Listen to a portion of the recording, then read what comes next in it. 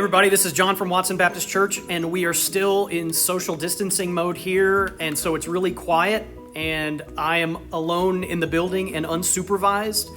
So what does the pastor do when he's all alone? Well, you have fun with crafts, that's what you do, and avoid glitter this time. So I've got this bad boy right here. Check this out. This is not a doll, by the way. It's an action figure. He has 14 points of articulation. Check this out.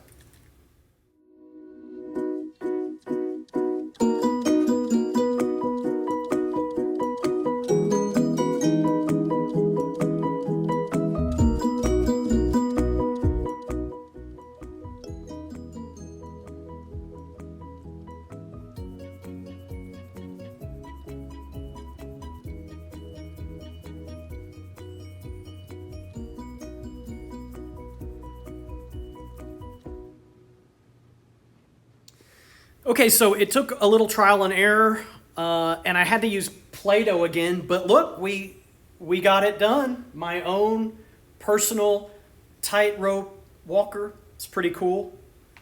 You know, there's a story about a famous tightrope walker from the mid-19th century, and he was the first to put a tightrope across Niagara Falls, 1,100 feet long, over a quarter-mile long rope. Other people have done it, but he was the first guy to do it. His name was Charles Blondin. And the day he did it, this huge crowd of people showed up. And so he called out to the crowd and he told them, "I am the great Blondin. Who believes that I can walk across Niagara Falls on this tightrope?" And the crowd chanted and said, "We believe, we believe." And so he did. He walked all the way across and back. And then he pulled out a handkerchief and he said to the crowd, "I am the great Blondin. Who believes that I can walk across while blindfolded?" "We do," they said. "We believe, we believe."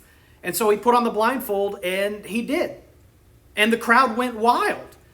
And then he walked all the way back, and then he took, in front of him there was this thing, and he took a sheet and he pulled up the sheet and covering it, whisking the sheet off, and it was a wheelbarrow. And he said, "I am the great Blondin. Who believes I can cross over Niagara Falls on this tightrope blindfolded while pushing this wheelbarrow?" "We do," they said. "We believe, we believe." And finally he said, "I am the great Blondin.